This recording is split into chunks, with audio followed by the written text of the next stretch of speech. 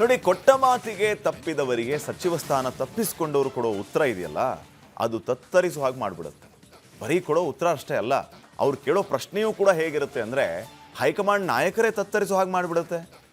ಉತ್ತರಿಸಲೇಬೇಕಾದ ಪ್ರಶ್ನೆಗೂ ನಿರುತ್ತರರಾಗಿ ಬಿಡ್ತಾರೆ.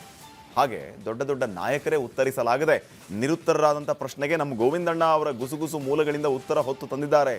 ಆ ಉತ್ತರದ ವಿವರ ಇಲ್ಲಿದೆ, ನೋಡ್ಕೊಂಬನ್ನಿ.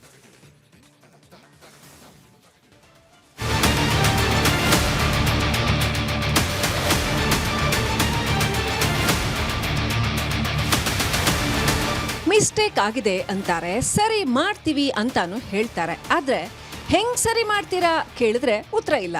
ಹಿಂಗಿರೋವಾಗ ನಂಬೋದು ಹೆಂಗೆ? ಕಬ್ನ ಕಾದಾಗ್ಲೇ ಬಡಿಬೇಕು ಅಂತ ಬಡಿಯೋಕ್ ಶುರು ಮಾಡಿದ್ದಾರೆ ಅಷ್ಟೇ ಅಂತ ಮತ್ತೆ ಗಾದೆ ಮಾತಿನ ಜೊತೆ ಬಂದ್ರು ನಮ್ ಗುಸು ಗುಸು ಗೋವಿಂದಣ್ಣ. ಅರೆ ಗೋವಿಂದಣ್ಣ, ಮಿಸ್ಟೇಕ್ ಮಾಡಿರೋದು ಯಾರು, ಸರಿ ಮಾಡೋದು ಯಾರು, ಹೆಂಗ್ ಸರಿ ಮಾಡ್ತೀವಿ ಅಂತ ಅವರು ಹೇಳಿದ್ರೆ ತಾನೇ ಗೊತ್ತಾಗೋದು. ಅದನ್ನೇ ಅವ್ರು ಹೇಳಿಲ್ಲ ಅಂದ್ರೆ ಹೆಂಗೆ ಅಂತ ಕೇಳಿದ್ರೆ ಗೋವಿಂದಣ್ಣ ಏನಂದ್ರು ಗೊತ್ತಾ? ಅವ್ರು ಹೇಳಿಲ್ಲ ಅಂದ್ರೆ ಏನಾಯ್ತು, ನಾನಿದ್ದೀನಲ್ಲ ನಾ ಹೇಳ್ತೀನಿ ಕೇಳು ಅಂತ ಶುರು ಮಾಡೇ ಬಿಟ್ರು ನೋಡಿ ಉತ್ತರ.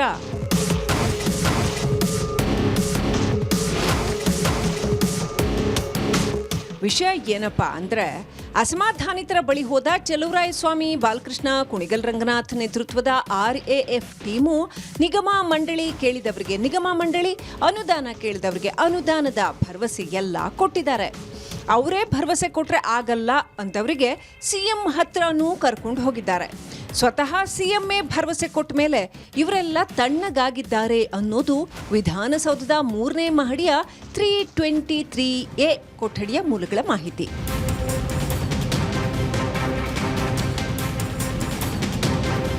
ಇನ್ನು ಮಂತ್ರಿ ಸ್ಥಾನ ಸಿಗದೆ ಸಿಡಿದೆದ್ದಿರುವ ಅಸಮಾಧಾನಿತರ ಆಪ್ತ ಮೂಲಗಳ ಪ್ರಕಾರ ಕೆಲವರು ಶತಾಯಗತಾಯ ಸಚಿವ ಸ್ಥಾನ ಬಿಟ್ಟು ಬೇರೇನೇ ಆಫರ್ ಕೊಟ್ಟರೂ ಬೇಡ ಅಂತ ತಿರಸ್ಕರಿಸಿದ್ದಾರೆ.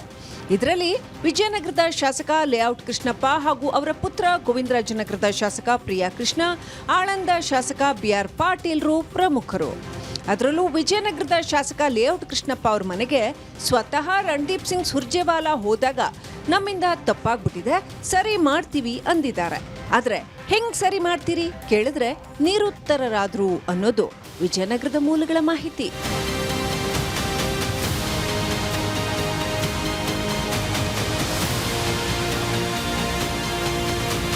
ವಿಧಾನಸೌಧದ 3ನೇ ಮಹಡಿಯ ಮೂಲಗಳ ಪ್ರಕಾರ ಈಗ CM ಟೀಮು ಮಾಡಿರೋ ಪ್ಲಾನ್ ಏನಪ್ಪಾ ಅಂದ್ರೆ, ಈಗ ಸಚಿವರಾಗಿರುವ KH ಮುನಿಯಪ್ಪ ಅವರು ದೊಡ್ಡ ಖಾತೆ ಕೇಳ್ತಾ ಇರೋದ್ರಿಂದ ಅವ್ರ ಬದಲಾಗಿ ಅವರ ಪುತ್ರಿಯನ್ನ ಮಂತ್ರಿ ಮಾಡಿದ್ರೆ ದೊಡ್ಡ ಖಾತೆ ಕೊಡೋದಾಗಿ ಮನವೊಲಿಸೋದು ಒಂದು ಪ್ಲಾನ್. ಹಿಂಗ್ ಮಾಡಿದ್ರೆ ಆಗ ಮಹಿಳಾ ಕೋಟಾ ರೂಪಕಲಾ ಶಶಿಧರ್ ಮೂಲಕ ಫುಲ್ ಆಗುತ್ತೆ. ಇತ್ತ ಈಗ ಹೊಸದಾಗಿ ಸಚಿವರಾಗಿರುವವರ ಪೈಕಿ CM ಆಪ್ತರೊಬ್ಬರ ಮನವೊಲಿಸಿ ರಾಜೀನಾಮೆ ಕೊಡಿಸಿ ಆ ಸ್ಥಾನವನ್ನ ಬಂಡೆದ್ದಿರುವವರ ಪೈಕಿ ಒಬ್ಬರಿಗೆ ಕೊಡೋದು ಪ್ಲಾನ್. ಹೀಗೆ ಮಾಡಿದ್ರೆ ಮಹಿಳಾ ಕೋಟಾ ಕೂಡ ತುಂಬಿದಂಗಾಗತ್ತೆ. ಜೊತೆಗೆ ತೀರಾ ಅಸಮಾಧಾನಗೊಂಡವರ ಪೈಕಿ ಒಬ್ಬರಿಗೆ ಸಚಿವ ಸ್ಥಾನ ಕೊಟ್ಟಂಗೂ ಆಗುತ್ತೆ ಅನ್ನೋದು ಹೈ ಐಡಿಯಾ.